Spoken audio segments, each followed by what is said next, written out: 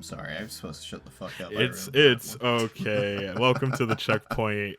Oh man, that's actually really funny. That's really funny. It's the worst, right? When you're just starting like again, like every little thing is it's the funniest thing. Anyway, that voice right there is my good friend Jose. He's a good friend of mine, podcaster, and I'm CJ. I don't know why I didn't introduce myself first. Jose, man, welcome to the pod. It's so funny. We've known each other for a while, but we've never worked on anything. I was on a episode of your podcast like I think 5 years ago almost. Yeah, It's I been think we've known each other, I think, just a little bit over 5 years. And we did that one podcast episode. And I mean, we've chatted like pretty frequently. But yeah, no other like projects or collab anything stuff or like. whatever. Yeah. I will say it's so funny. So you do mention that we chat a lot. It's so funny how like we'll kind of go without talking for a bit just because everyone's so busy and everything like that. But the second like we're online playing something, it's like it's like we never left or whatever. It's like it just feels so natural. It's funny. We've known each other by simply playing video games, which is such a rarity because the people I know, a lot of it was like, oh, I'm collabing with them or I met them on Twitter in with like intentions to like collaborate on like podcasts or things like that. But you and I are like purely, oh no, we just like the same video games, so Yeah, let's play video basically. games, which is good. I mean, Yeah, it's such a rare thing. it kind of brings. So there's kind of like a two-part for it. One is, I feel like that's how most of my friendships nowadays go, where like my best friend, I'll maybe talk to him maybe like once every 3 months. I'll see him maybe like twice a year. But yeah, but when we get back together, it feels like no time has passed at all. It's just all good vibes. There's no drama or anything like that. But it also brings me back to like back when Halo 3 was like the biggest shit in the world. I would just make so many random friends online, and that is just not how I operate at all nowadays. I'm just like default. Let me go into my PlayStation settings. Let me set everything to mute. I don't want to hear anybody.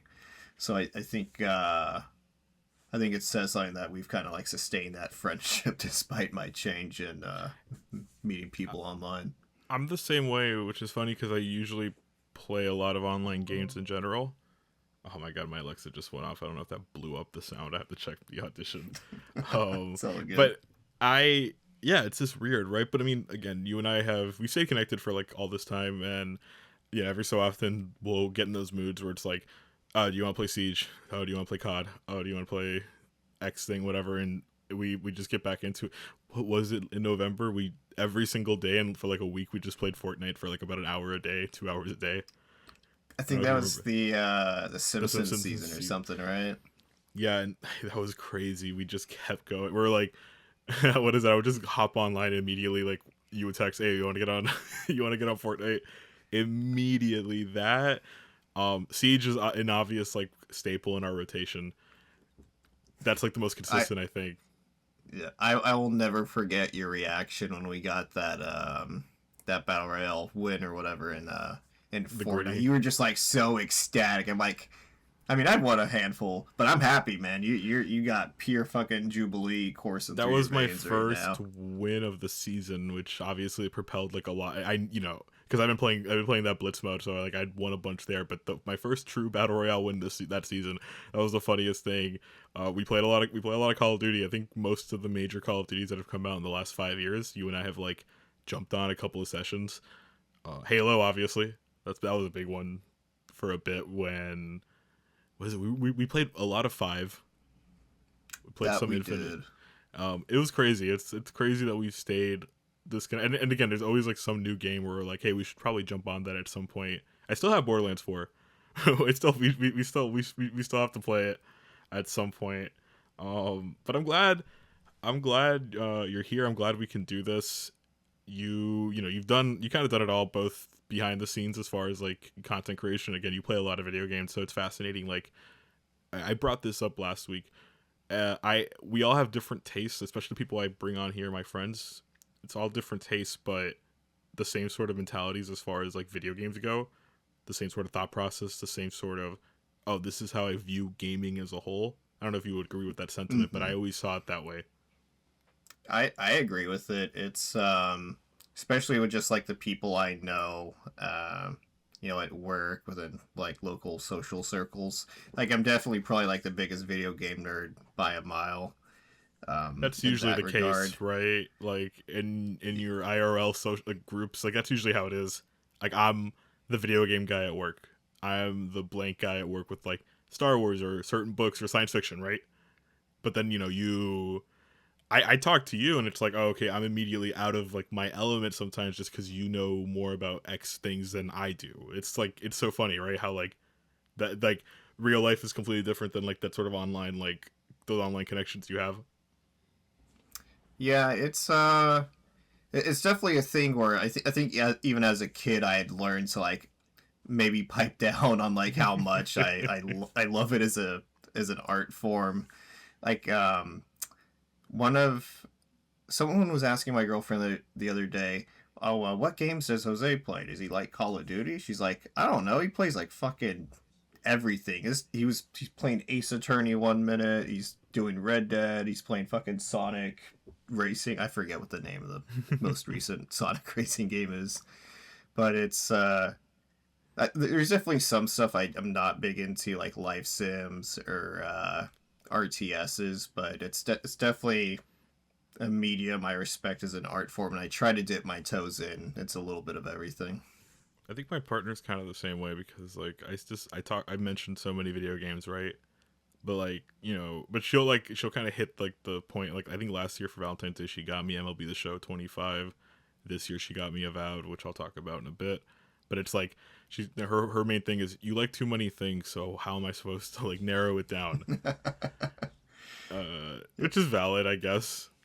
Yeah, Yeah, that I video games feel are no longer just like, oh, okay, you get like Mario or Pokemon. It's like, okay, well, you're the shooter guy, but what shooter? Or you're the RPG guy, but there's like 50 RPGs out in a year. You're the blank, this and that.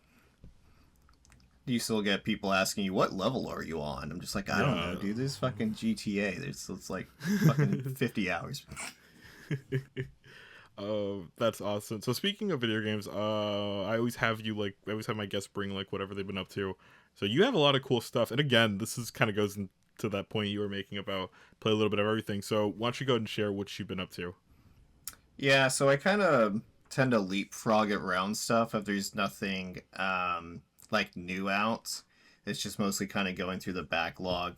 I tend to prioritize stuff that has a narrative draw to it, both for like kind of like spoiler reasons, but also just that tends to hold my interest longer. But for some stuff that I've done recently, I got through the new God of War game, the Sons of Sparta. It's like a little 2.5D, I guess, Metroidvania.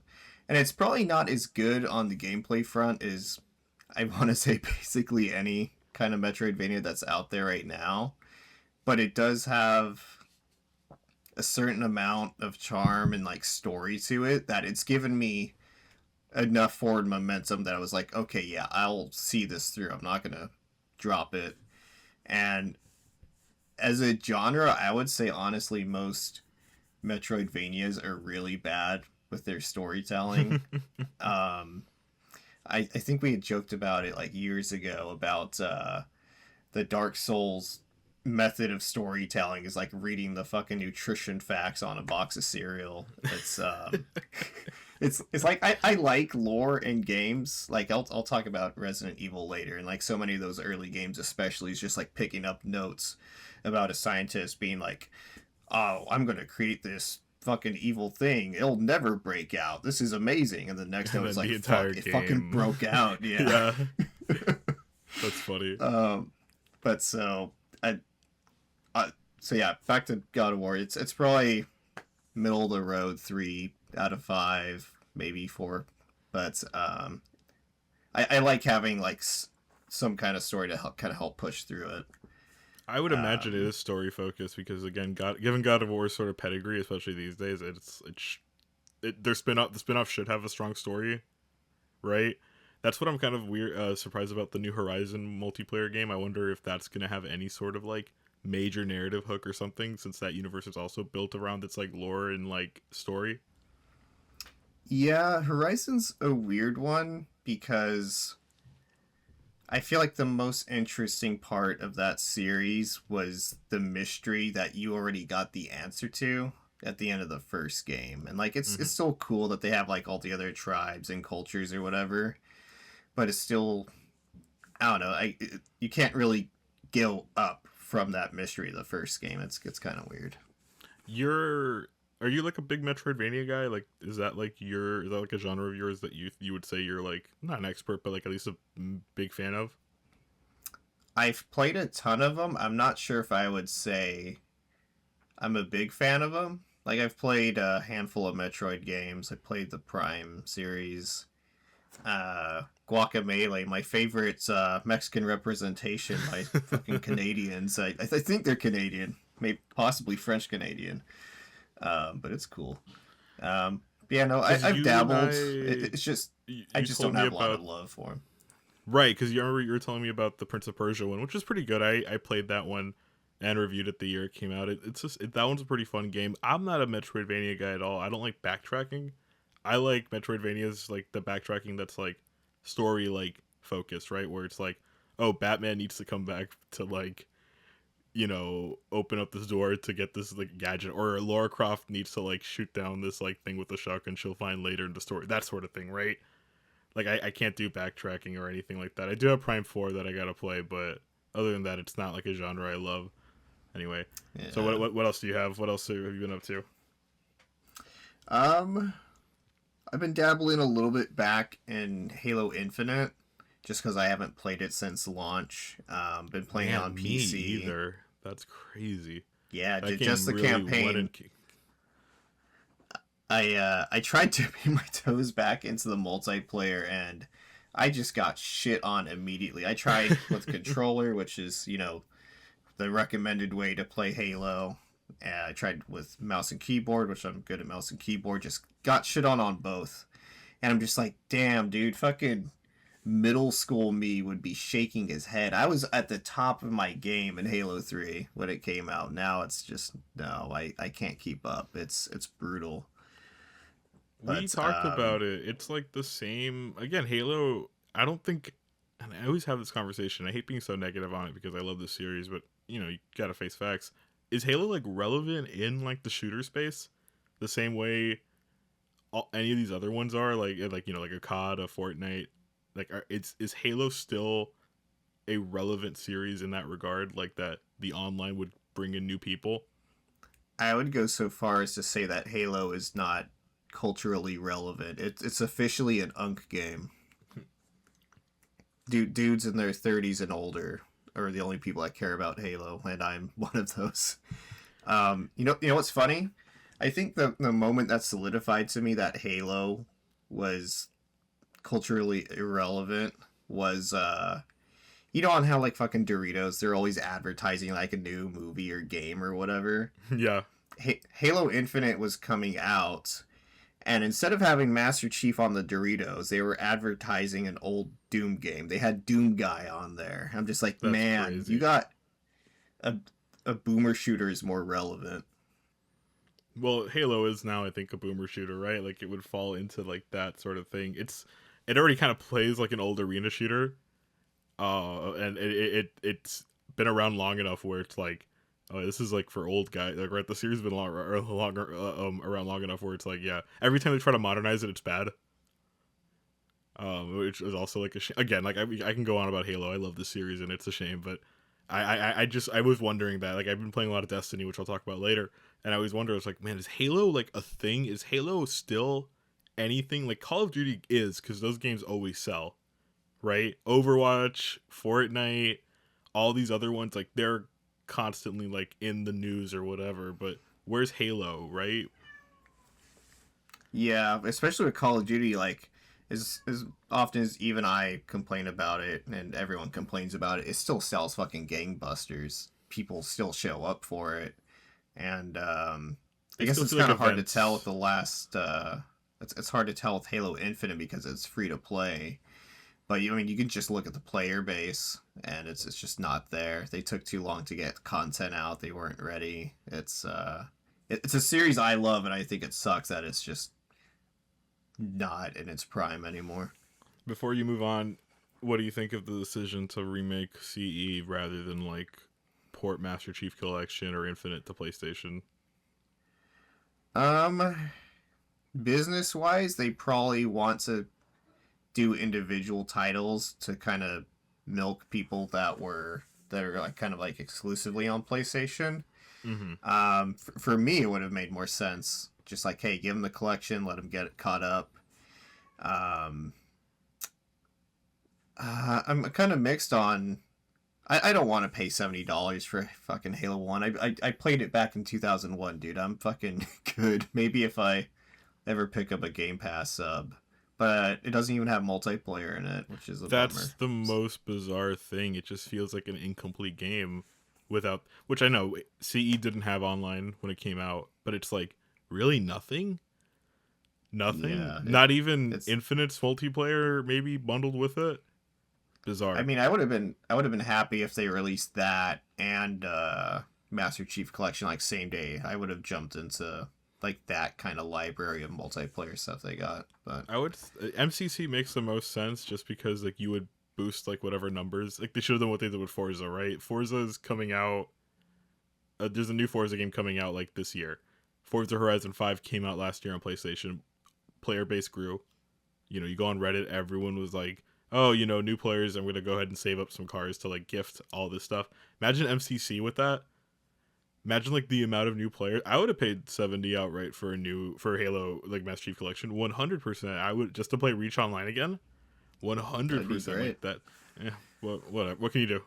You know. Yeah, What can you do? Microsoft's going to Microsoft. They have their own problems, whether it's, you know, AI, genocides, Phil Spencer wearing a sports coat and t-shirt, all that stuff.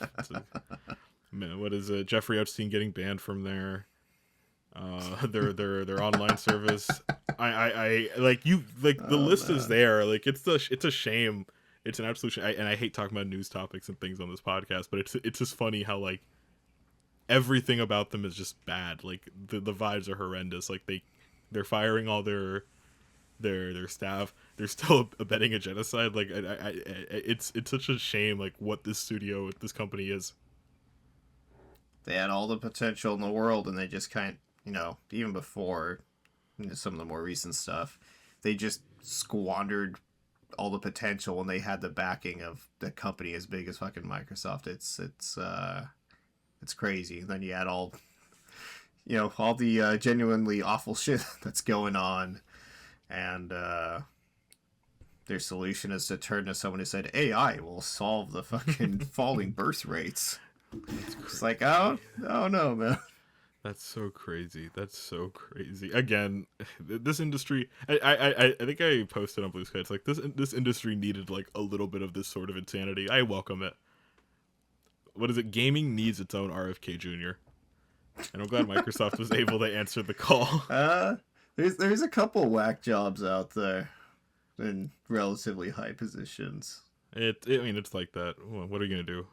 And you got some Yeah. other cool games here. This one specifically, this next one, I've heard of it. I think you told me about it a couple times, like at launch. Oh yeah, so I had just very recently finished this. It's the 100 line Last Defense Academy. It came out, I want to say, April of last year, and it's really hard to talk about why I love this game without getting into spoilers. It's just so inherent to it. It's it's made by Tukio Games. They made two of the people that formed it. They're the people behind Danganronpa and behind Zero Escape and the Somnium Files. So it's a visual novel with like really good writing. It also has tactical RPG battles kind of strewn throughout. But like the real meat and the bones of it is just how crazy the story gets, twists and turns. And I guess one thing I can say that it's not like a huge spoiler. Like the whole concept of it is you need to survive 100 days at this school against invaders. But those first 100 days, I want to say it's probably like a good 10, 12 hours. Like basically like a full game. But then once you get to the end, you kind of go into a time flow chart where you have to repeat those 100 days, and there's 100 endings that you can get. Not all of them are necessarily as long, but just the absolute scope of it is it's beautiful but frustrating at the same time. That's why it took me a fucking year to beat it.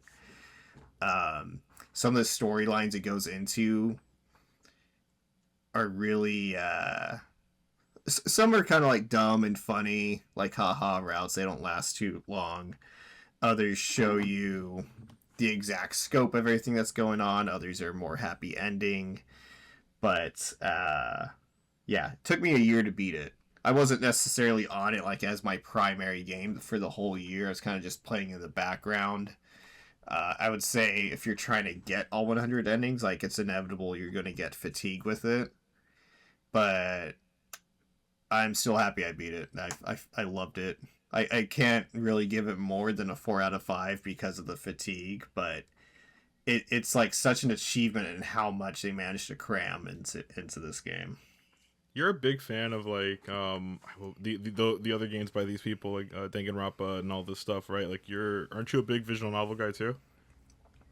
Yeah, I think Danganronpa was probably the first visual novel I like really got heavy into because I remember it was on sale on Steam one time, and I'd heard I think it was a friend who said like, "Oh, maybe you might like this if since you like Persona."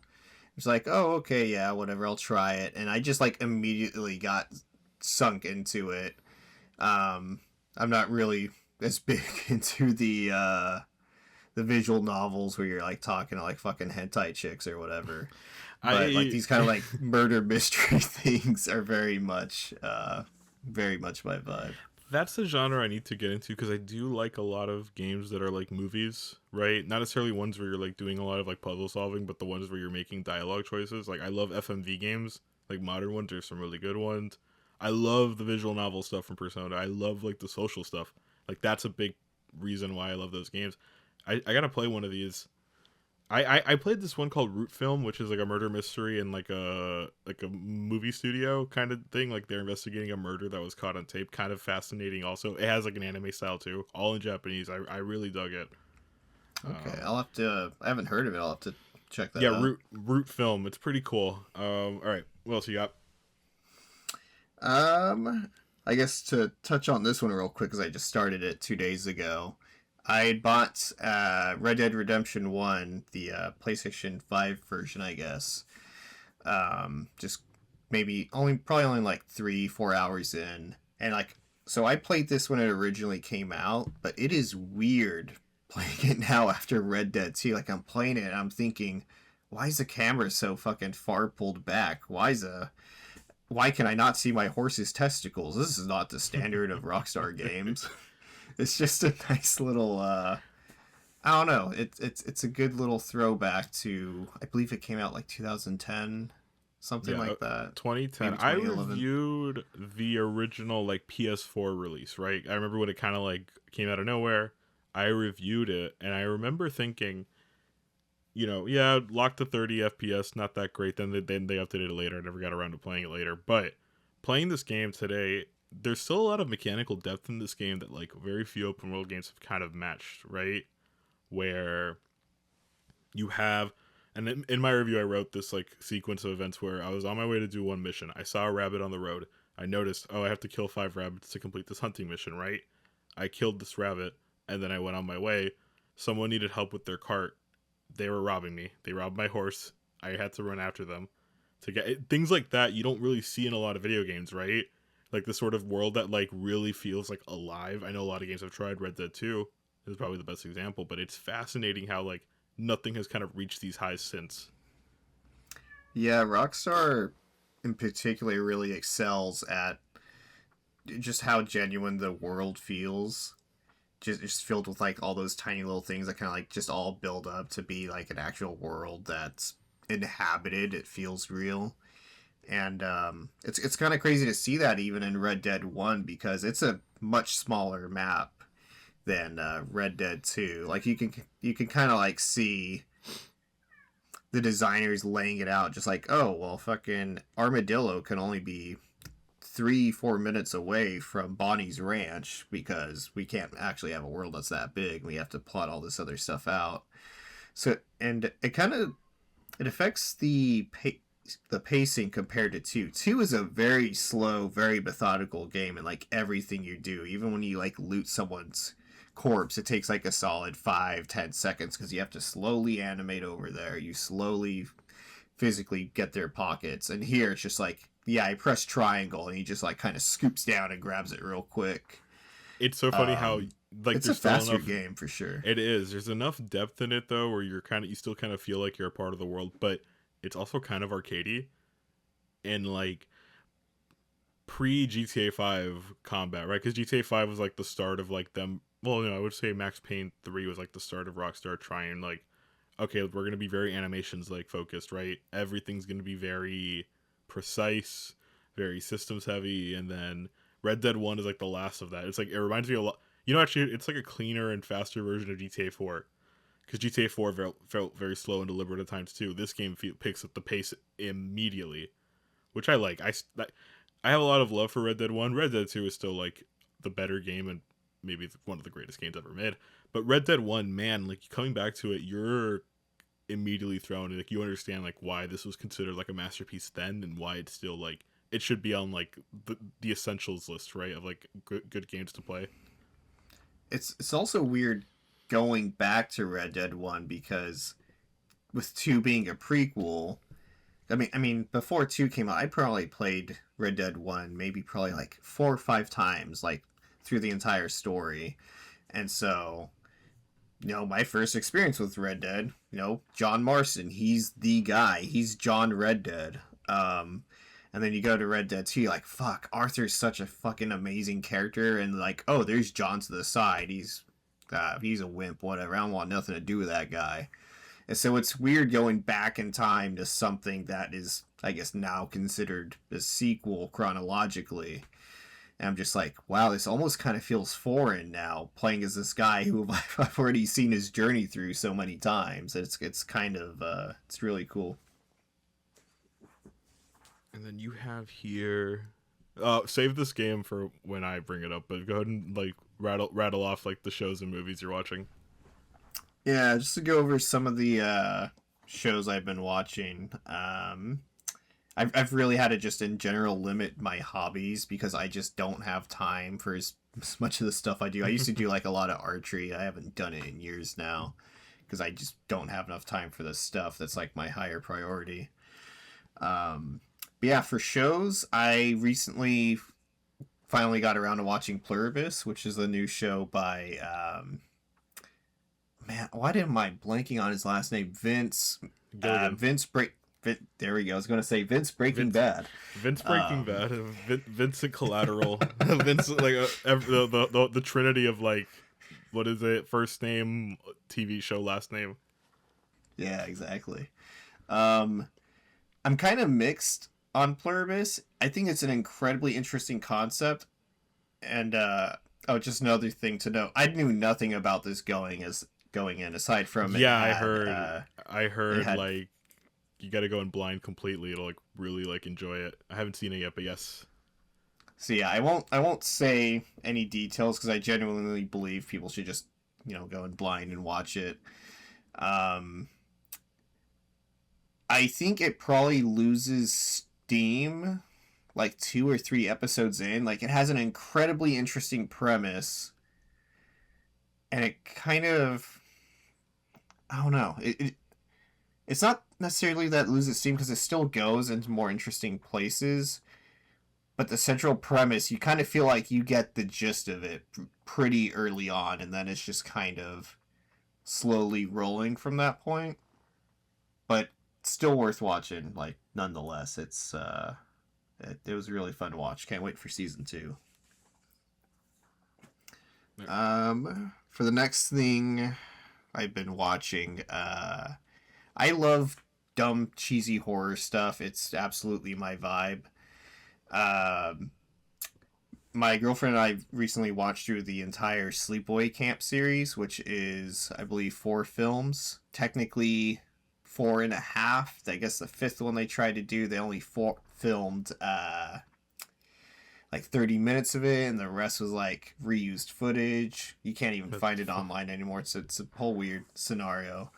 But these are very much, hey, Friday the 13th was a response to Halloween, and now we're going to be a response to Friday the 13th. So it's just very stereotypical, people getting killed at a summer camp. And the first movie was kind of, it was kind of like middling. I was kind of losing interest. It has, how do I say this? It has a twist that makes the movie infinitely more interesting, but it is absolutely within the context of the time period it was made, still probably very problematic. I've seen some articles and people trying to reclaim it, but it's definitely probably a disclaimer kind of thing if uh, people with sensitivities need the disclaimer. I don't want to say what it is because it increased my enjoyment of the movie having that twist, but still, I don't know, weirdly problematic. The sequels, not so much. The sequels just kind of roll with it. They don't. I guess it's kind of hard to talk about. It's a right, I get fucking it though. movie from the 70s or 80s, yeah. All right, what But else you got? I mean, I'd still recommend them if you Right. got the stomach for very dumb, cheesy B horror movies. But to move from that, the last thing I've been watching recently is a show, The Beauty. I believe it's on Hulu. It's Ryan Murphy, Um, right? yeah, it's it is not as smart as something as The Substance. It's definitely much more into that melodramatic kind of TV show vibe. You're just like, this isn't how people talk. This is like a little weird, being like probably a little performative. But the core concept of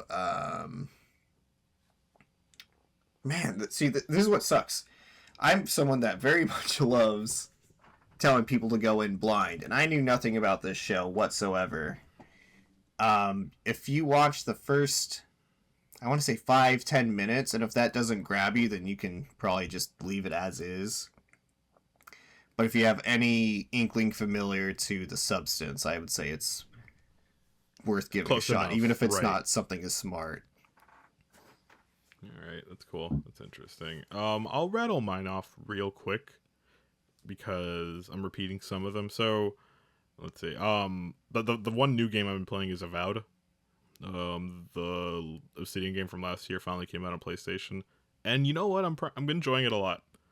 I think its combat's a little clunky. It feels like a. I think this is Obsidian's kind of whole deal, right? Their gameplay feels like a clunky version of other games I played before. So what I mean, like Outer Worlds feels like a less polished Fallout, which is kind of impossible considering Fallout's already not that polished. But like Fallout 4's combat's really good, right? And then Outer Worlds, not as good.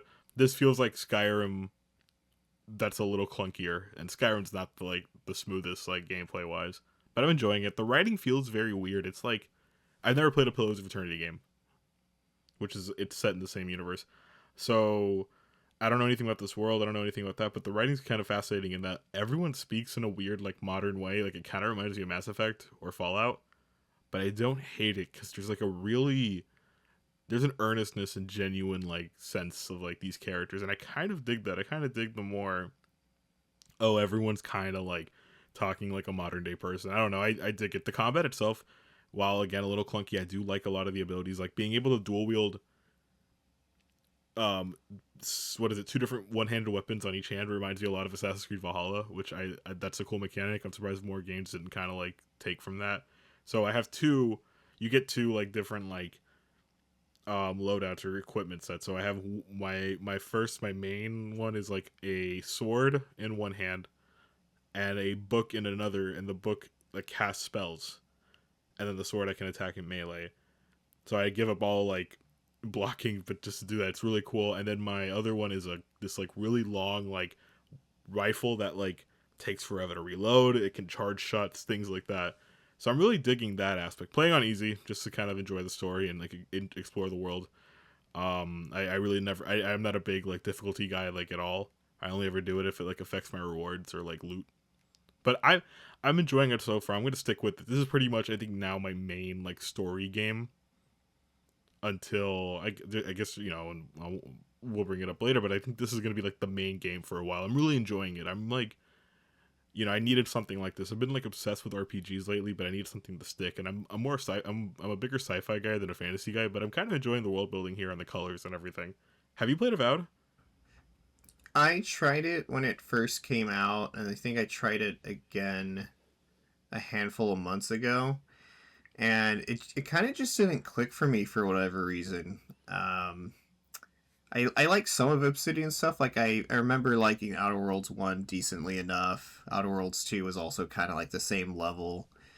Um, I think the thing that turned me off from the combat, because I think the core like combat loop is great, and I think like even one of the first early boss battles is done really well. It has like AoE attacks, so you have to like constantly kind of like dodge out of the way, which Right. I was a big fan of. I think so. I think the customization you can do is really cool with the loadouts. You can, like you said, you had a book and one which allows you to do different spells. You have a sword.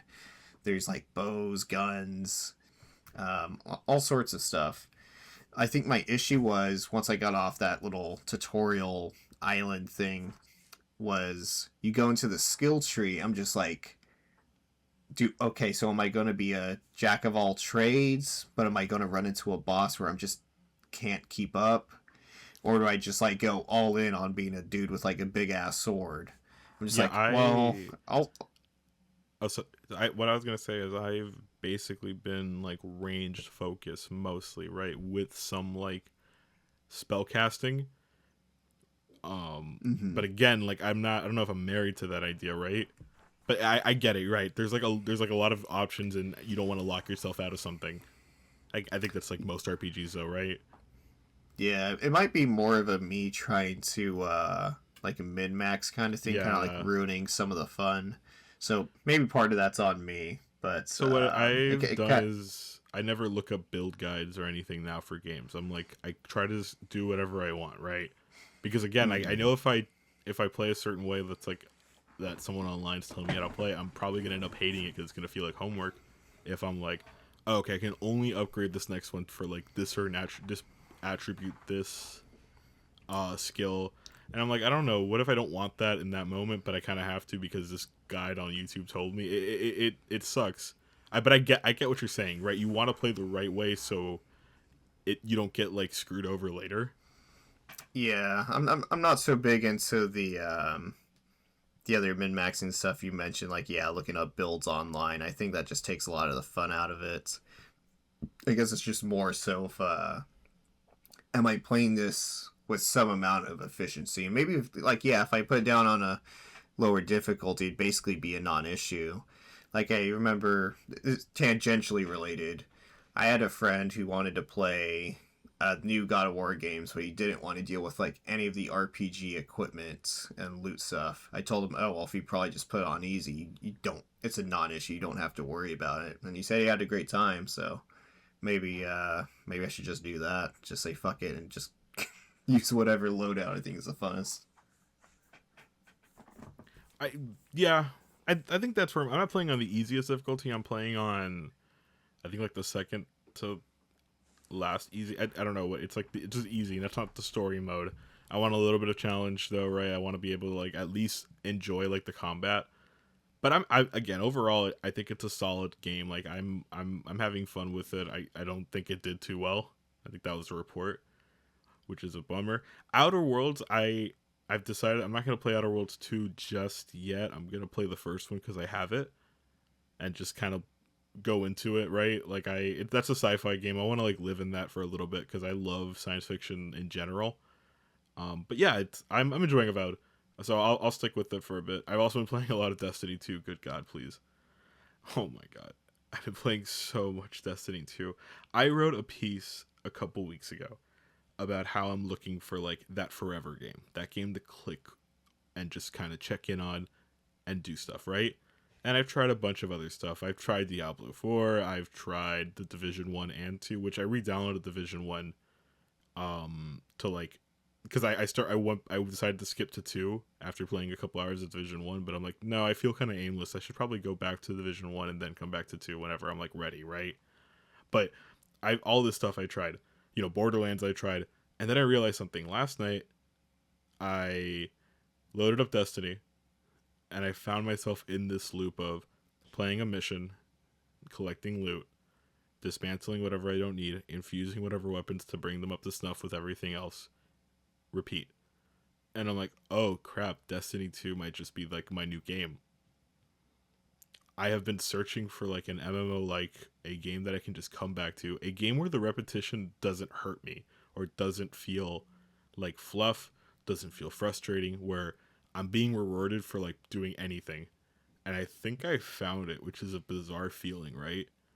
I know you and I are like online guys a lot, right? We play a lot of online shooters, but like this feeling of just like, oh, okay, there is like this kind of hunt for like dopamine in like the loot, but I'm still having fun and I still feel rewarded in a way where it's like, oh, this is a really good shooter. I want to play like the competitive stuff. I want to play the PvE stuff, all these things, and I again, I have like 100 hours logged in so far, which again I know isn't a lot for people, but for me, that's crazy. 107 hours I think I'm at right now, and at least like 50 of those hours, I believe, were since like November when like the last expansion when I started the last expansion.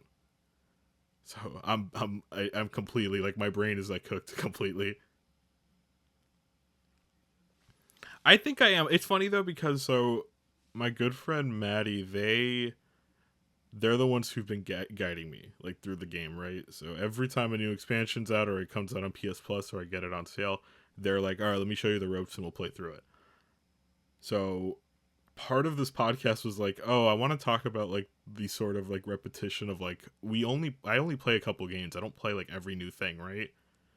And I don't want to keep up with new releases. So Destiny 2 is kind of like the anchor to a lot what this podcast is about because we always go back to it or it kind of always goes back to that. It's that idea where it's like, oh, okay, like we're not chasing the zeitgeist, we're not chasing the I guess what do you call it, trends. We're not trying to be current, we're just kind of enjoying what we enjoy. Destiny 2 is like now like the anchor to all that, which is so funny. Again, I never thought I'd get to this point. You know me, I'm a huge Call of Duty fan, or kind of like back and forth on Call of Duty, but that doesn't offer much in the way of like anything constructive, or I would say just like I don't know. Do you ever feel happy playing like online like competitive shooters? Like, do you ever feel like, oh, okay, I feel good after playing this for a little bit? Like, do you ever Typically, feel? Sorry, go ahead. typically, mostly only when playing with friends, because even if you're Yes. getting like shit on, you're still laughing, you're having a good time. Um, I don't know. Online shooters are just so sweaty. Like more often than not, when I'm playing, I'm trying to like prove to myself I'm still fucking good at video games, and the other half is just me fucking crying that I'm getting crapped on by like a 6 year old. It's it's just a constant wave of ups and downs compared to something like Destiny, where it's predominantly PVE. I would imagine, Right. where it's like, yeah, you're working towards something. It's cooperative. It's just a completely different vibe. It's more relaxed. Um, it's basically kind of like a comfort game. It's basically I guess that now for me like it's become like a thing now where I'm just like, okay, I'm logging into Destiny now. I'm very excited for Marathon, by the way. Like I think Bungie would be like a top like 5 dev for me, top 10. Or at the very least like for shooters, right? Like they're up there immediately, Mm-hmm. right? I think it's them, id. Who else? Maybe Infinity Ward, but who like and a bunch of other like weird random one offs. But I think like Bungie for me, could easily be like the best of the bunch. Oh, absolutely. They revolutionized like basically standard first person shooter, how a shooter should feel on a controller. Um, it was fucking Wild West before. I mean, even the whole PS2 generation, people couldn't figure out like how what should a layout be? How should aim assist work? Triangle should not be to jump, dude. Just hit X or I guess A on fucking Xbox. You know what I mean? It's so funny. And then real quick, uh, I'm back in Overwatch. Speaking of online shooters, a couple weeks ago I swore off online shooters. Last couple weeks that did not work. Is Overwatch good again? I'd say so. Am I Oh, having fun with absolutely. it? Am I having fun with it? Yeah, I am having fun with it, but it's also slowly devolving into I'm very upset because I lost and I missed out on all the Hello Kitty stuff I could have won. Because I had to work, so I couldn't grind out the entirety of the Hello Kitty event pass, which I bummed me out. I didn't even know that was a thing. Yeah. Oh, I don't care about cosmetics as much, but if like there's free stuff for me to grind for, I'm all in, 100%, like 100%. But I'm enjoying it. I'm enjoying it because like, oh, okay, I love Baptiste. I think he's like the only. I've never played medic in like online games. Like, oh, now I get it. Now I can use him. Who else am I using? And I'm mostly DPS, right? So I run Soldier, obviously, because he's the most Call of Duty-esque. I run Ash. I've run Sombra, and then in tank, Domina's really good. Like I've been kind of experimenting. It's such a good game. I remember when I played it like around when it launched, and I fell in love with it. It was the game to get me into online shooters.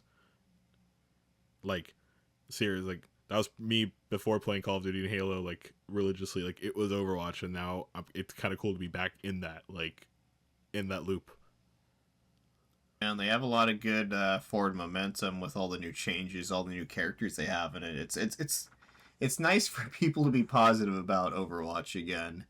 And I don't think I'm gonna like constantly be playing it like every week. I'll probably just go into it once in a while with some friends. But it's just a solid game. It's well designed. I like all the characters. Although when I was playing it, I'm probably suffering from old man syndrome where there's too many fucking characters in this game. I can't remember how to play as all of them or what the perfect counters are. I'm just like, yeah, I know there's like 20 DPS characters. I'm just gonna pick Soldier 76 because yeah, he doesn't have like as much interesting stuff going on. He can't toss turrets. He can't do fan the hammer like McCree. But you know what he can do? He can hold right trigger, and that's enough. He can shoot rockets. Cool. That's all you need. He's so much more boring than all the other DPS characters. But you know what? He's efficient, and that's you know what. If I see the number go up that says I'm getting kills, I'm happy. That's all I need. That's so funny. And then the last thing I'm reading. Did I tell you what my plan is for books? It's like most of the books I want to read now are like based on video games or like other established like big universes. I want to dive deep into like lore. So I've read some of the Halo novels. I've read some Star Wars novels. I've read a Warhammer novel. So now I'm reading a Diablo novel called Legacy of Blood, which was published around the release of Diablo 2.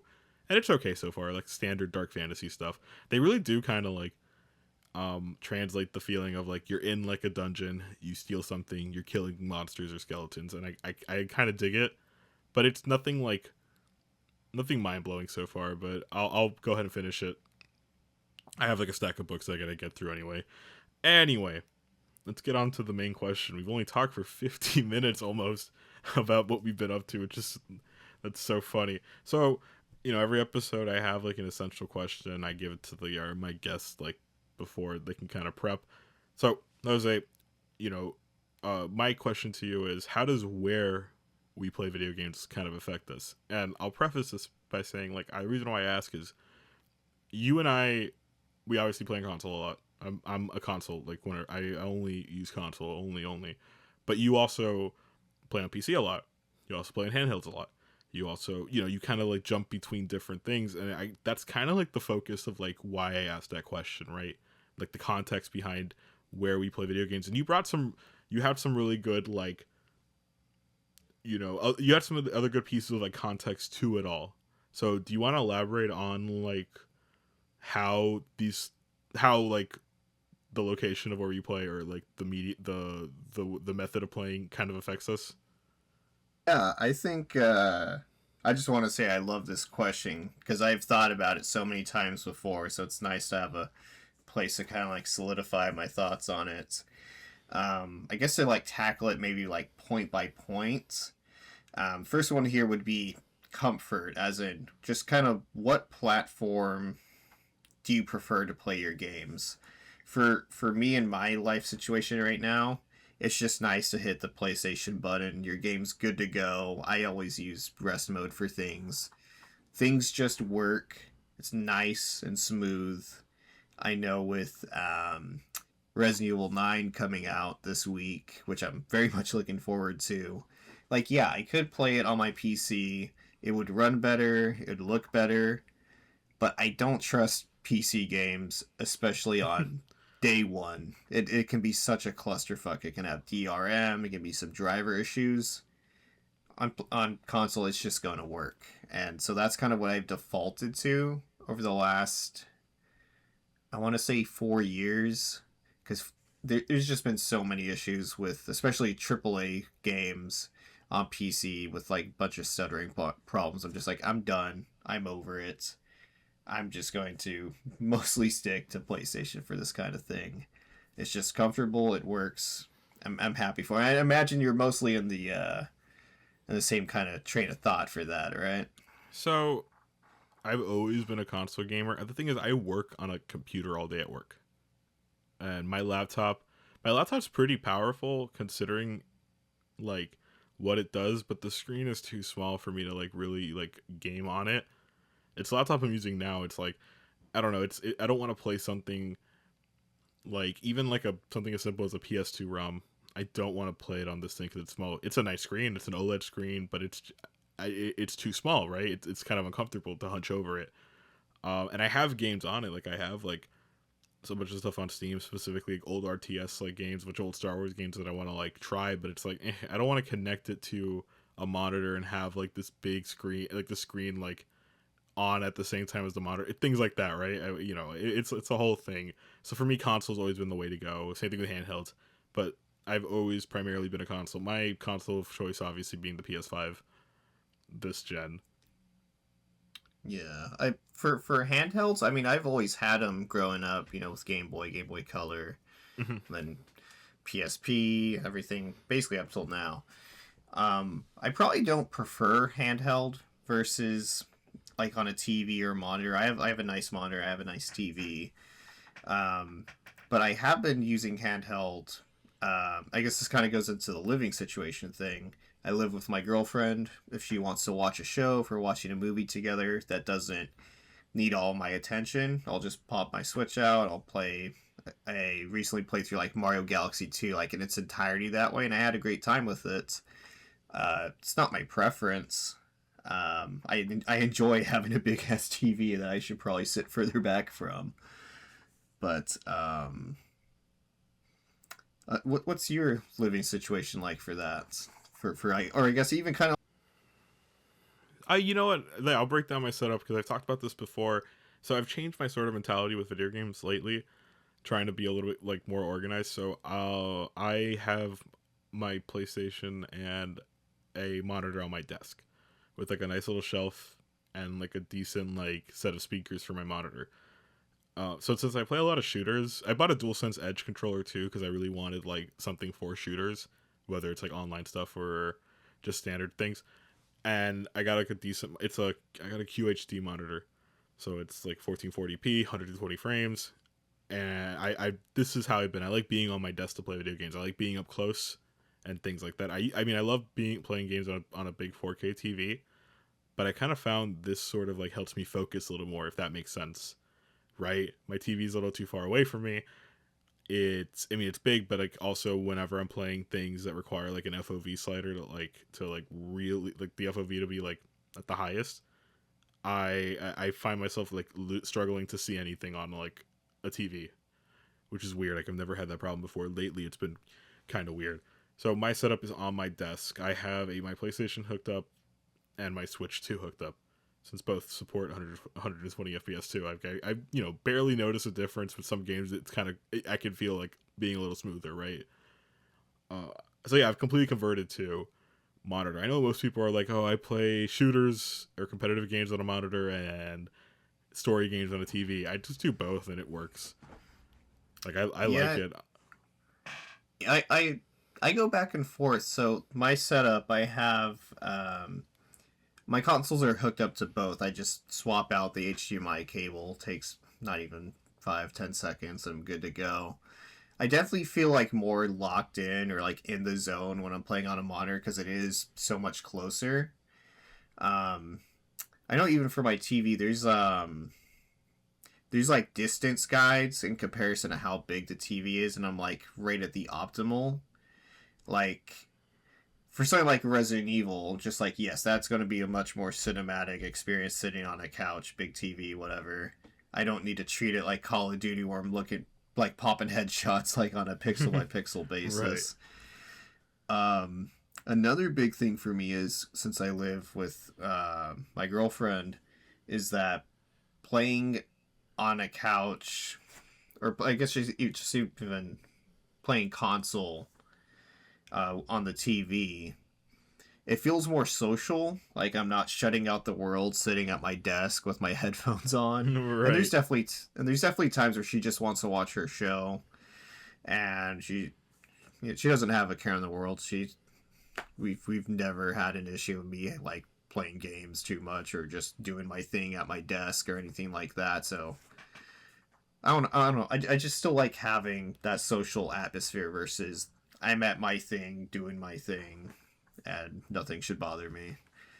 Um, I don't know. I guess there's a lot of like tiny little factors into it. I go back and forth though, and I guess I'll bring up one point for later. I'm in the process of applying to a job that would very much be heavily on a computer, a very stressful job, and I would imagine if I were to get that job, my interest in playing at a desk or maybe not that playing on a PC specifically would become such a bitter taste in my mouth that I would want to have nothing to do with it.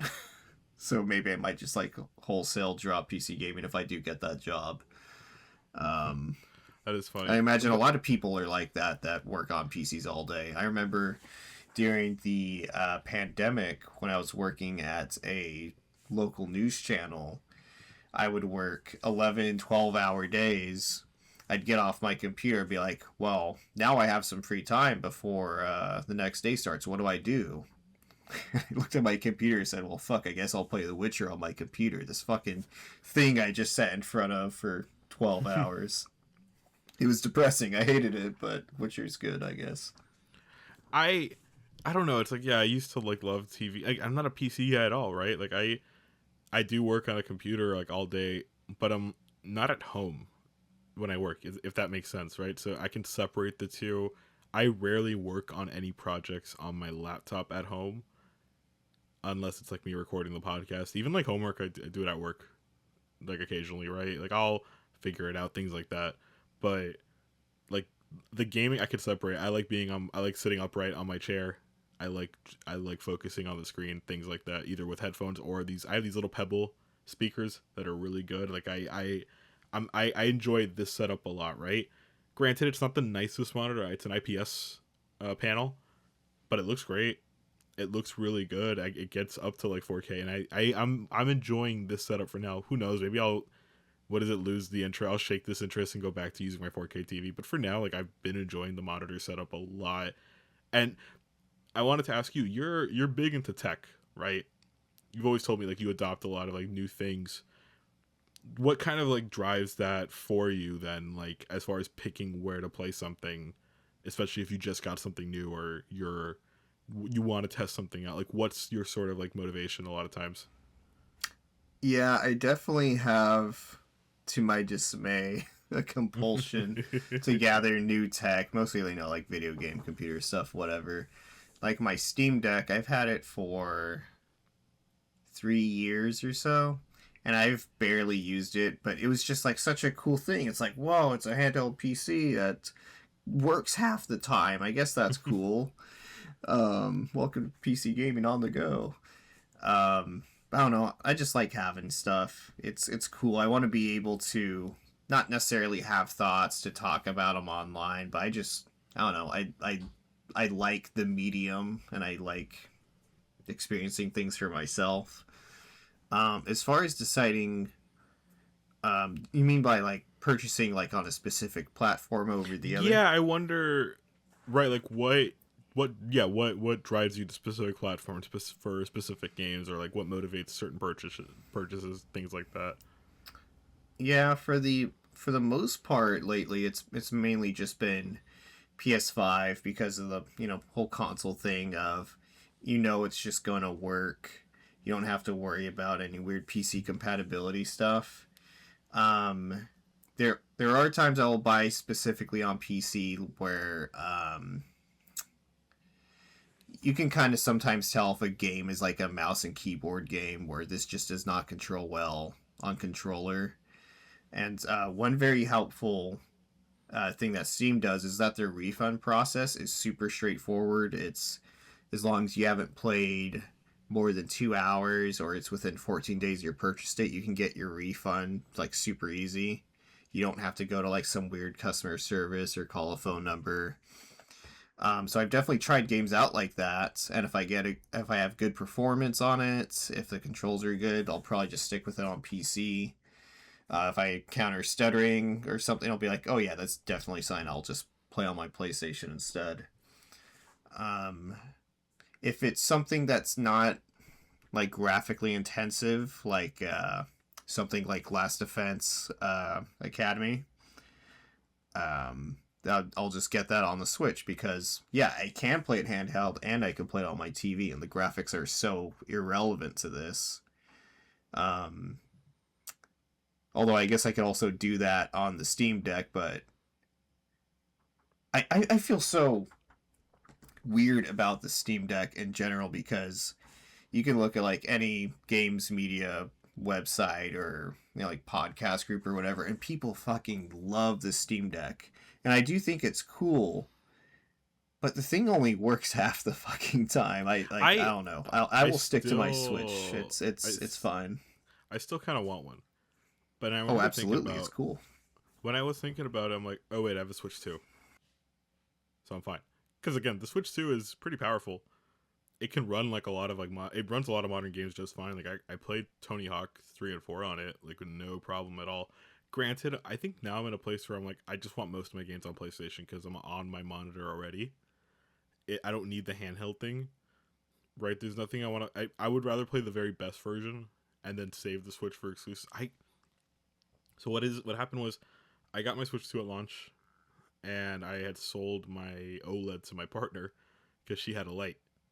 So what she did was she bought the OLED off me for like 150, gave me her light to trade in just to use towards credit for like whatever I needed for the two. I barely used my Switch 2 only because I've been using my normal my PS5. I've reviewed a couple games on Switch 2 here and there, but I rarely use it. Now there's some games I do want to play on it, but most of them are like games I could play. I want to play Diablo 3, right? But I have it on Switch and PS5. I'd probably play it on PS5 before Switch. I know the Switch port's really good, but things like that, right? Like Hades is on sale for PlayStation. I kind of want to get it on PlayStation instead of playing it on Switch, just because like I'd rather play like the better version or a more comfortable version because I have the Pro controller, but I still think the DualSense is the best controller ever made. It's things like that where I'm like, what do I do? You know? Yeah. And then yeah, I mean the Switch, even the Switch 2 is obviously going to be weaker in comparison to PS5. It's still impressive with some of the stuff it can do, like the ports they did for Final Fantasy VII Remake are apparently That's really crazy. good. Yeah. There's some reviews out for the new Resident Evil saying like, yeah, this looks great. It's not necessarily 4K, but it hits 60 most of the time, so it's solid. But that's something I'll always admire about Nintendo, and it's exactly why I haven't turned on my Xbox in like basically a year. It's that they still put out exclusives. Like, I have a reason to keep my Switch around because I know that something's going to be coming out that I'm going to want to play. Um, Xbox has all their stuff everywhere. You know what? The next time I turn on my Xbox, it's going to be to replay Gears 2 or Max Payne 3. That it is my Max Payne machine at this point. That's very fun. AI or my Series S is my Midnight Club machine. Because again, they put Forza on PlayStation, so that's fine. Forza Horizon 6 is my true FOMO test, right? That's the thing where it's like, ugh, do I want to play this on like this underpowered, nasty little white box, or do I want to wait for like a good version on the console I like? We'll see, like how that launch goes.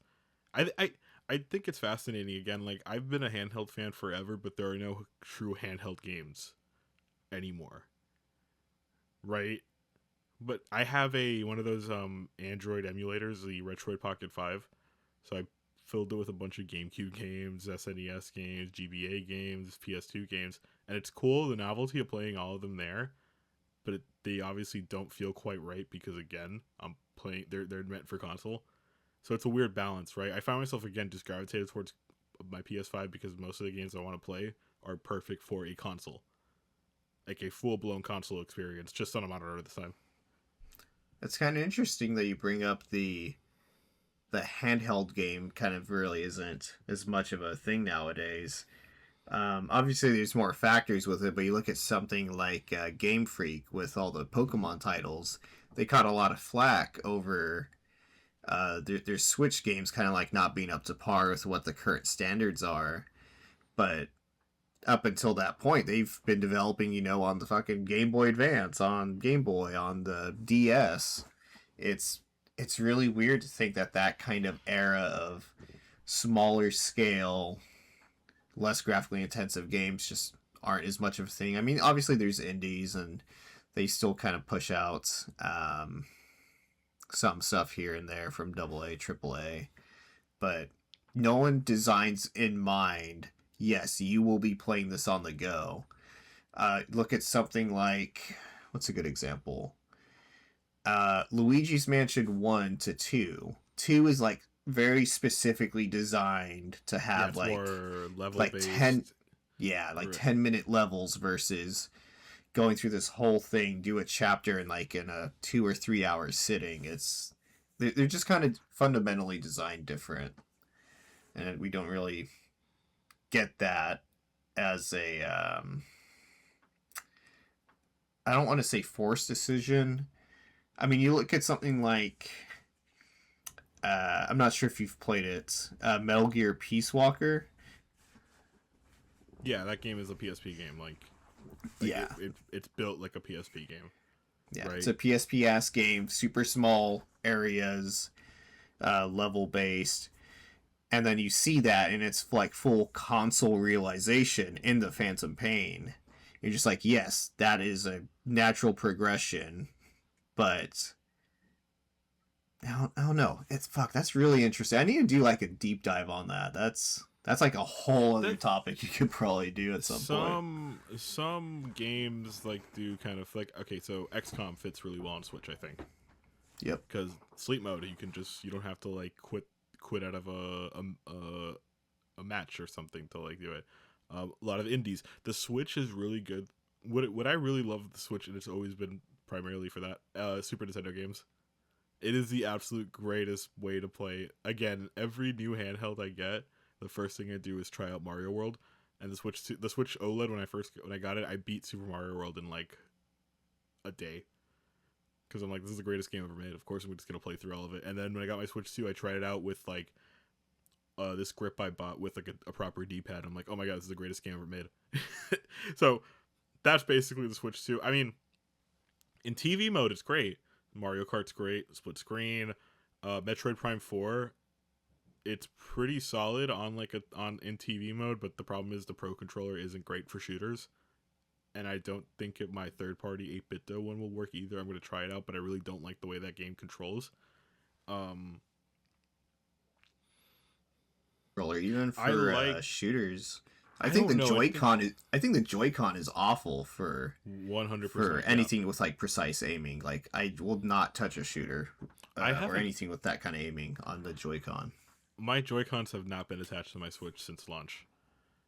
Oh shit. Because I used it in handheld mode and I bought like a backing, like a grip for it, but then when I got like a external grip with like a D-pad and everything, I put my Joy-Cons away. It's docked. My Switch is docked right now, so I can turn it on with the Pro controller, or I'll put it in like the the little grip that I have to play like handheld, because it's like, I don't like the Joy-Cons at all. They're not great. They're not comfortable.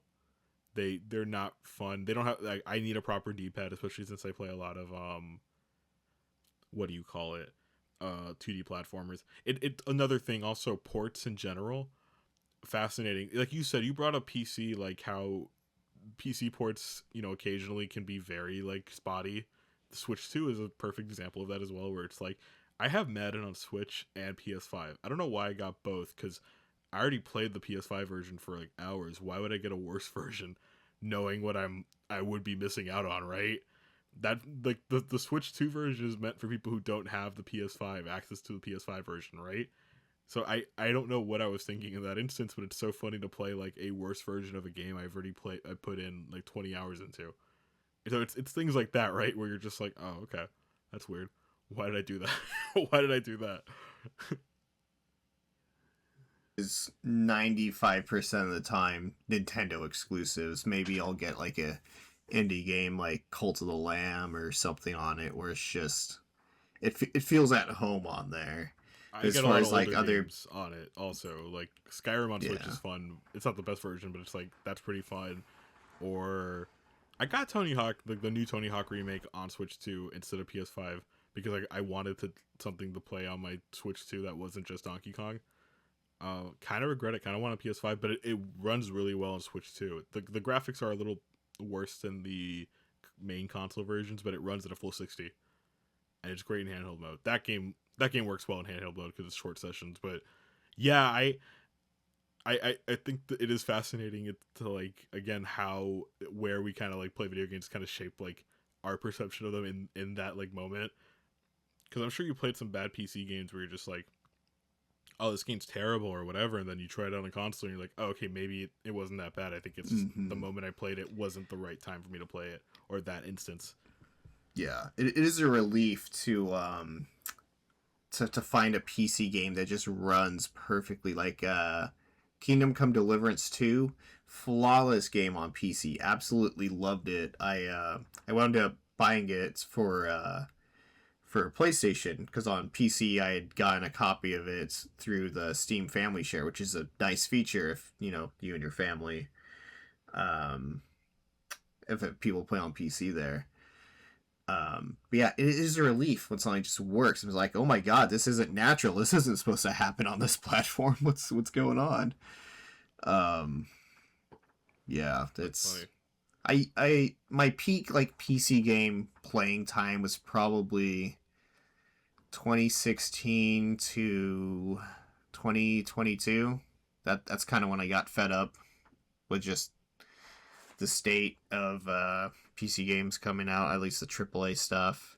A lot of it that can be due to lack of time for optimization, specific engines, but it's a shame because there's so much to love on PC. Steam is by far the best storefront. They're the most customer friendly. They have better prices. I would say stuff like PSN is fairly comparable in terms of sales. Like you'd really have to look like something like Deku deals to like compare like all time lows. They're pretty much exactly the same across the board. Maybe for something like Kingdom Come Deliverance, it'll be $3 cheaper on Steam compared to Right. the PlayStation low or something. Um, it's pretty comparable. I mean, buy a PlayStation for actually how much does a PlayStation cost? It's not 500 anymore, right? That got jacked up. I think so. Let me look up the price of a disc version like PS5. It's got to be like Let me 600 or 650, right? let me see. The Slim. I think that's the only one available. Hold up. So disc edition, you can get it at GameStop for $550. Okay, so It's only the 50 bucks Slim. more. But yeah, it's still a much cheaper uh investment than a $2,000+ PC. I That's agree. for sure. And I mean, PC prices are terrible now. Did you see Steam Decks are running out? Like, Yep. I mean, everything across the board is going to go up. PCs, consoles. Luckily, I got my new PC like right before all this happened. I actually bummer. got a really good deal. I wanted to build one. I was looking into like mini PCs too, just something powerful enough to like run like some decent games and video editing software, and so I can plug into my monitor. But I mean, I got my laptop when I got it. It's a good laptop. I just need more space on it. I'm worried about hard drives because I think even Yep. normal hard drives, external ones, are like starting to see an increase in price also, which is crazy. Yeah, I think I saw. I forget what manufacturer was. Believe they said like, yeah, we have already sold through our entire 2026 supply of hard drives. Try again next year. I was like, what? Are you fucking serious? It's crazy. But I was gonna ask, as a console person, do you have any interest or I guess even thoughts in general about stuff like the Steam machine or Xbox's, I guess, new Xbox? I'm not even sure it's going to be a hybrid. I think it's basically just going to be a plug into your TV version of what they're doing with the ROG Ally X. It's just going to be a PC with like a little wrapper around it. I mean, do you have So any thoughts on all that? I have no interest in anything Xbox because of everything we just talked about. As it is, I feel bad just playing games by them. But the Steam machine, the problem with that is it's going to be really expensive. It's, at most, cool, I can play old Steam games that aren't available on PlayStation, but that just seems like a weird workaround for like a very expensive box, right? And Mm-hmm. also, isn't it like less powerful than the PS5? I think that's what the rumored specs were.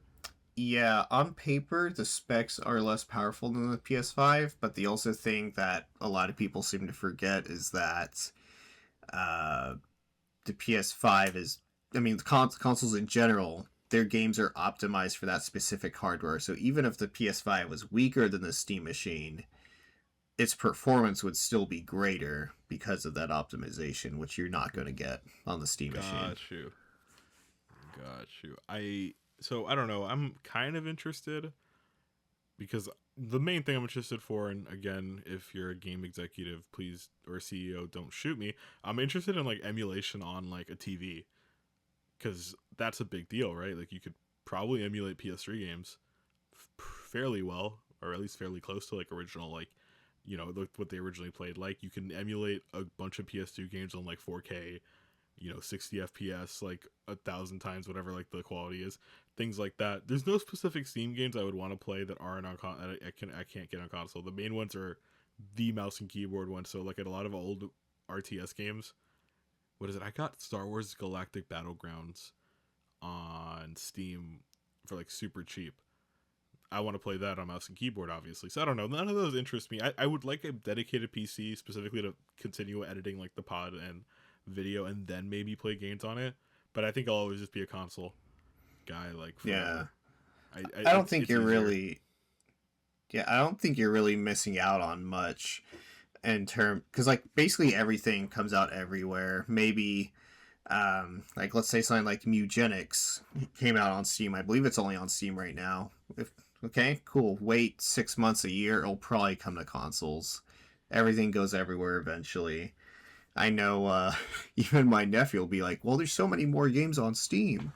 It has thousands and thousands. I'm just like, dude, have you looked at the storefront? Like 90% of it is just slop, and that was before AI slop was a thing. It was just all shovelware. It's all fucking like I can guarantee if I open Steam right now as we are recording this, I will see like 90 hentai games. Like they're just like all asset flips. It's just like all AI generated shit. It's just like, yeah, quantity doesn't really mean much. Like you will never run out of games to play on a console. There's plenty there.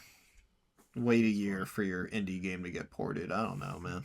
Yeah, it's one of those things where it's like I don't feel bad. I like my PlayStation. The PlayStation's basically a PC now. Isn't that the whole idea? Everything's a PC. Like, there's not that much Um, parity between, like, at least in AAA games, right? There's more parity now than there has been, like, even 10 years ago. Like, do you remember Battlefield 3 on PlayStation 3, Xbox 360, and PC? How different those two versions were? yeah, I think the maps are like smaller or something, as well as some other Less additional stuff. less I players, things like that. Like, the graphics were obviously way worse on console. It's things like that. yeah, I when people mostly say the consoles are basically PCs at this point, I think it's mostly like referring to like, yes, there's a bunch of fucking updates on this thing and it's really annoying. But like if I were to go, like I have a coworker who the only thing he plays on right now is a PS4. He's debating should I get a PS5 or get a PC, and I'm looking at him thinking, bro, you waited the whole fucking PS5 generation. You might as well just fucking wait for PS6 at this point. I don't think that's But coming out either. I don't think that's yeah, coming out either. yeah, it's gonna be a while. Um, but if someone doesn't already have like a computer, like like a day to day computer, I mean, there's still so much utility you can do. You can do anything on a computer that is basically a non-starter on a console. Like I can't open Audacity on my PS5. I can't. Uh, I mean, yeah, you can watch YouTube, but there's like web browsers, ease of use. You can edit videos. You can do this podcast. So I wouldn't really say that they're basically, but and for what I am specifically looking for, Right, right. just like I want to play games. I want this to just work. I don't want to have to worry about any kind of stupid shit. Like yes, there's updates. Yes, there's some annoying stuff. Like I think having to pay to play online is stupid. But Yeah, but I mean, the value of it is just like you get some free games every now and then. Like I get it, it's stupid, but whatever. It's like one of those necessary evils, right? And every game now requires online, so it's just like, also, I think a big thing is like I rarely buy physical these days, but I do rent a lot of physical games from the library. Every game needing like this massive download, even if you got the disc, is such a bizarre thing. It's kind of annoying, also. A lot of it's just things like that. I mean, again, console for me, it's always gonna be like that. I will suffer through PC games on console. So like old CRPGs, turn-based tactics games, things like that. Even something like Kingdom Come Deliverance 2, which I think is clearly built for a PC. That game is built for PCs. Like I again, it shouldn't work as well as it does on console. Like it's things like that where you're just kind of like, I'm kind of like, I don't care. I want to play it on console. Ready or Not plays like a PC game, But then you have stuff like the modern Doom games, which you can kind of tell, like, oh, they're kind of built console first, even though the lineage is like PC like shooters. So it's like a healthy balance. I mean, Call of Duty is a console game, right? Even Overwatch is like Overwatch is a weird, like, that is a PC game, but it plays very well on console, so I don't mind. So there's really nothing. What AAA games are only on PC these days, unless it's like an early access title, right? Like maybe, I guess Baldur's Gate 3 would be the most high profile like PC game to come out on console, and that was like on early and in early access for a bit, for like so it was only exclusive to like PC for a while, but nothing else really, right? Hell, I even Diablo came out on console day in and day out with the PC version. That used to never happen. yeah, basically everything is multi-platform by default, and Mm.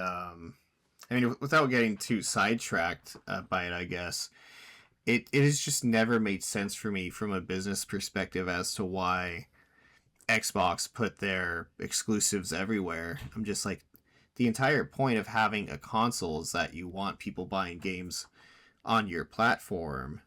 Whenever you buy fucking John Military Man Shooter on an Xbox, they get 30% of that cut. And the Mm-hmm. way you get people into your platform is you have exclusives. If you want to play these, you have to come to us. And so they've just given up like a huge portion of their revenue. It's really baffling. And now there's like people saying, "Oh, the new person in charge is like flip flopping. Are they going to pull back?" There, I don't know. It's a whole mess. It's a whole other tangent we could go on, but probably for Yeah, another time. it is. anyway, like we gone on long enough on this topic, but it's a fascinating topic because again, you and I play a lot of video games. You and I play like so. It's interesting to think about how these sort of things affect us. Again, I'm on my desk right now recording this podcast. As soon as we're done, I will pack up my laptop and turn on my PlayStation. It's all like it's that sort of convenient thing. So I appreciate like your insight into it because again, I know you're kind of spread out in an interesting way with like all your games and everything. So real quick before we kind of like go, are you looking forward to anything, be it a game, be it a movie, be it a show, all this stuff? Like what's on the horizon for you that you're kind of like looking forward to playing or doing? As far as the horizon, the immediate answer is Resident Evil 9 that comes out Friday. Although since Right. I'm on the best coast, the West Coast, I get to play at 9 p.m. Thursday. So I'm gonna This be there pod will basically the be second it out. drops. This pod will be out like the day it launches. It'll be out Friday. We're recording on Wednesday, so yeah. The reviews came out today also. Yeah, it's glowing across the board, basically all like nines from what at least from the places I have listened to, You're a which is big cool. RE fan, obviously. Like, so Oh, like, I love what? it. Yeah, what are your thoughts then going into this before this? Like, what are you feeling? I haven't really kept up to date with like watching like the clips or trailers or whatever. Like, you know me, as soon as I'm interested in the concept, I go blackout and I just play it when I play it. Um, but everything I'm hearing from podcasts saying like, yes, the juxtaposition between playing as the character Grace, where it is first person by default, it's scary as hell. It's focusing more on being not necessarily defenseless, but you're vulnerable. This is the tense part of the game. And then it cuts to the other half, which is you are Leon motherfucking Kennedy, and you are just like roundhousing dudes, and you're using chainsaws. It's on paper, it sounds like it shouldn't work. Like, and I was very worried that it would not. Like that was part of the problem that Resident Evil 6 had. But from everything I've heard, it's just executed flawlessly. It's a perfect case of tension and relief, just kind of like ebbing and flowing throughout the whole game. So excited to play it for myself. Super excited for it. I absolutely love the entire franchise. Original Resident Evil 4 has consistently been my favorite game since I played it back in 2005. So yeah, I'm very much excited. I still need to play for the remake. I still need to play. Every Resident Evil game I played, I get to a point not where I'm like frustrated, but I just kind of like lose steam a little bit.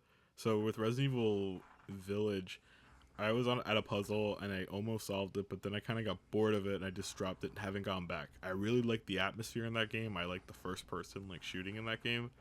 But again, same thing with 7. I lose interest in a lot of these like at some point. So I don't know what it is. I don't know if it's a me problem. I'm not a big survival horror fan. So it's things like that. I'm not a big puzzle in games fan either. I like exploring, but I don't like kind of wandering until something happens, if that makes sense. And I feel like Resident Evil, to me, like has a lot of those moments where I'm just kind of like, okay, I'm supposed to be poking and prodding until something comes up. So I don't know. I know 4 is like more actiony. I know you've told me, and you've sung its praises. I gotta play it. I know. Especially like I want to, but I just haven't got around to it. Yeah, 4 would most definitely be your type of game. I think you'd really like it. I think a lot of the because yeah, if you're not too big into the puzzles, you're kind of like I guess you could kind of consider the more classic ones like almost kind of like Metroidvanias. Like, yes, I have this key now. I can go back to this part of the map and see if it works here. So probably something like 2 or 7 or I guess even 8 wouldn't really gel too well. But probably the more action ones are absolutely be up your alley. Yeah, I gotta try it. And then what else do you have here? What else am I looking forward to? Sorrows, the sequel to Returnal. You know, it's a bullet hell. It's Roguelike. not, yeah, roguelike. I really like the first one. Very hard. I know some people really like the story in the first one. I didn't care for the storytelling method, but in terms of just like this being a fucking fun ass video game, I'm absolutely there for it. And this next one's actually a big surprise for me. Pragmata, when they first showed the trailers, I think even a handful of years ago, I was just kind of on it. Didn't really appeal to me. But the demo that they put out on PC a handful of months ago, and then it's on console now also, I believe. Um, the gameplay is just fucking immaculate. It's kind of not really hard to describe. So like your regular bullets against these robots don't do that much damage. You have to look at them and hack them, and the way that you do that, it's on a grid and you have to pass through certain nodes before you get to the finish points to kind of like execute the hack. And the way you're doing that is you're holding left trigger and you're kind of going through the grid using your face button. So, you know, like X, circle, triangle, and all that. And the way with it's executed on the fly and you still have to worry about dodging, it sounds super hectic, but it just works so well. And the boss battles with all the AoE attacks going on, it's probably one of the freshest um like action combat systems I've played with in a while. So I'm just really looking forward to it on that front alone. I'm not sure about the story. I don't really know any of the details. It seems like we'll have enough personality with character banter back and forth, but gameplay alone sold me on it. That demo, like guaranteed, I'm gonna pick it up day one. Yeah, I want to try this. It looks fascinating. Like I like the sort of like dual combat. Like I don't know, it looks pretty cool. Probably won't get around to it. I wrote nothing as far as what I'm looking forward to because the nature of the show, I'm just so focused on what I'm playing. I don't want to mention Marathon again for like the third or fourth time, but I'm also really looking forward to Marathon. I I'm sorry. No, I just I love Bungie. I love shooters. I think I've been in a very big roguelike and looter mood lately. So I've been playing a lot of Destiny, Division, things like that. And I feel like this is sort of the culmination of all that, right? You got the shooting from like Destiny or Halo, you've got the loot mechanics that like most extraction shooters have, and then the roguelike mechanics of like you die, you gotta go back out there and kind of start from scratch. It's like the perfect culmination of everything. I'm very much looking forward to it. Other than that, I'm looking forward to getting through my books. I always say that. I'm reading Legacy of Blood. Up next, I have the first Republic Commandos novel, and then I have some fantasy books my partner recommended to me. So I'm looking forward to kind of getting through all of that. I'm going to reread Neuromancer too, because I've been dying for something very AI or cyberpunky focused, especially with Marathon coming out. I want books in that mood. A lot of it's like the context of of the games that I play.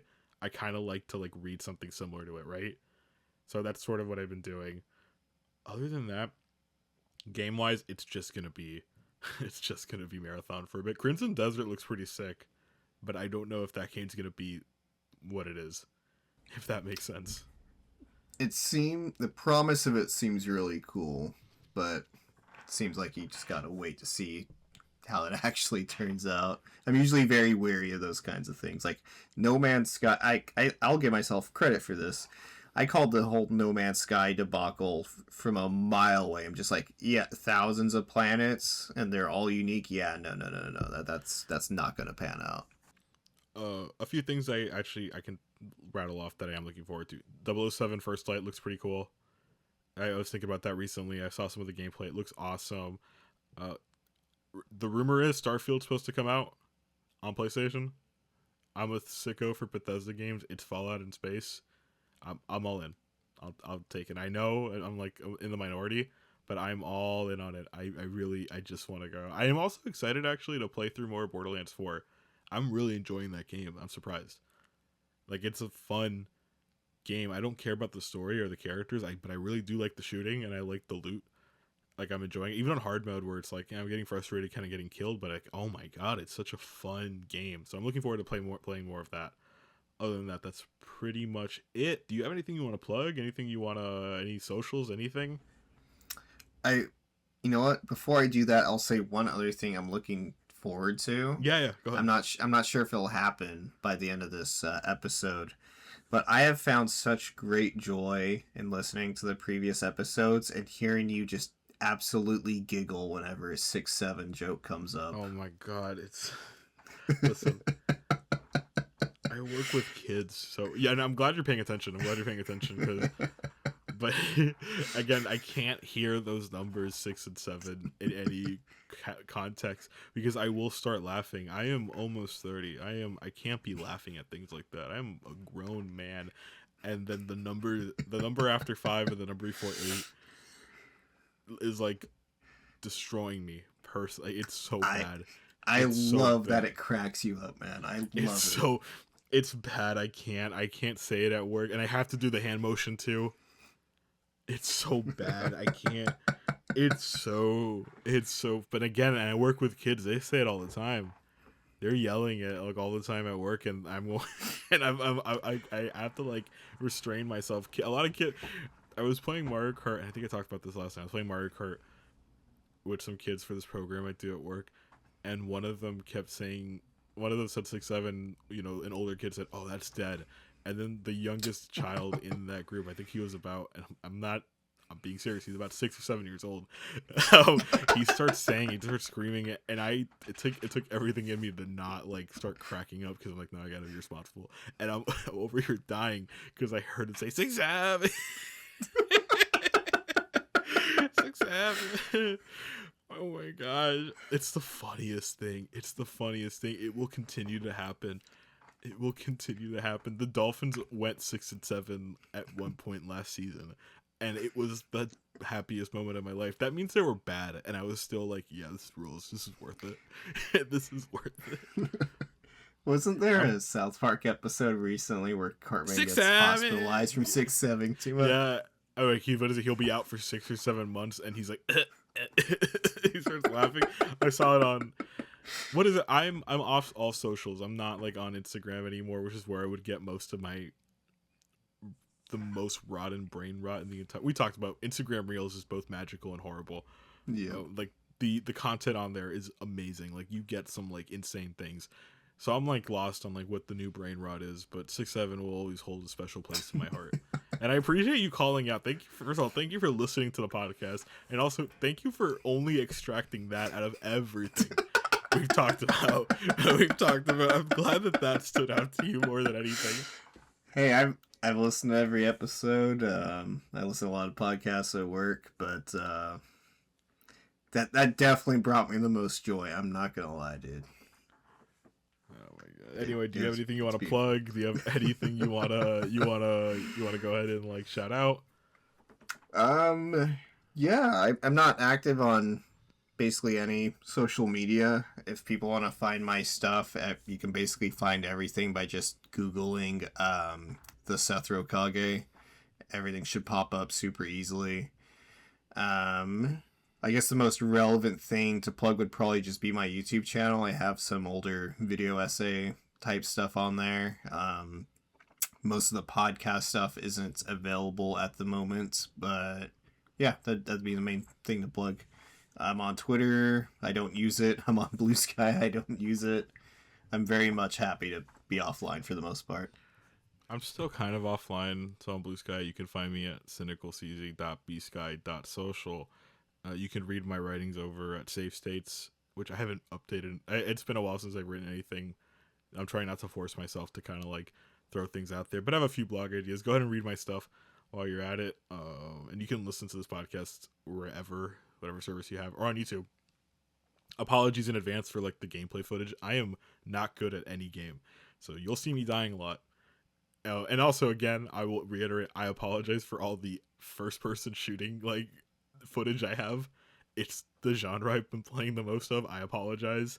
It's probably very like jarring to go back and forth from one shooter to another because they all look kind of like similar. So again, apologies, but I appreciate my listeners and our viewers all the same. Jose, man, thank you so much for being on tonight. Like this was awesome. Like this feels like it was long overdue for sure.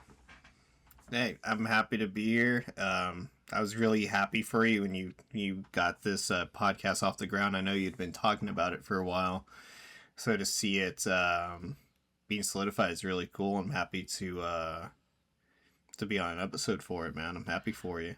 And It's I'm sure I've told you this before. The podcast episode you were on for my show, that is still definitively my favorite fucking episode I had ever done for a podcast. I absolutely loved it. It was amazing. Why did you send me the 6-7 South Park gift while you were talking? Why? Listeners, like, I just got a text from Jose. I'm like, what the hell? Oh, I thought it was like, oh, wrap it up. I'm like, okay, yeah, we'll go. And then I open it. It's a gif of Cartman laughing. And all I'm thinking about now is 6-7. No, but real quick before you ruin this nice moment, I appreciate it, man. I really do. I think the hardest part about getting this started is getting it started, right? Just getting it off the ground. I'm glad I've been kind of like on this. It's weekly now. It'll probably go bi-weekly at some point when I'm like burnt out. But I'm glad. And I remember that podcast. It was fun. We talked a lot about, I think it was Summer Games Fest. It was a big culmination. It was like a 2.5 hour long podcast. I remember. Yeah, that was crazy. That was I crazy. remember It was like 5 years ago at this point. we were laughing about like old like 360 era representation of Mexican characters, Oh my like the dude gosh. from Mass Effect, like, hey Shepard, you want to grab some tacos after the mission? And Beautiful. just oh like my god, yeah, 'cause I had just played Mass Effect for the first time. Oh my god. Yeah. Oh my god, yes. Yes, I remember that. I remember we were talking about. Oh my god, I haven't dying to replay Mass Effect 1. That's so funny. Oh my glad gosh. we're past that era, but yeah, that particular part of that episode is freaking great. Oh my gosh. Anyway, thank you so much for listening, Jose. Thanks again for being here. You all have a good night and take care.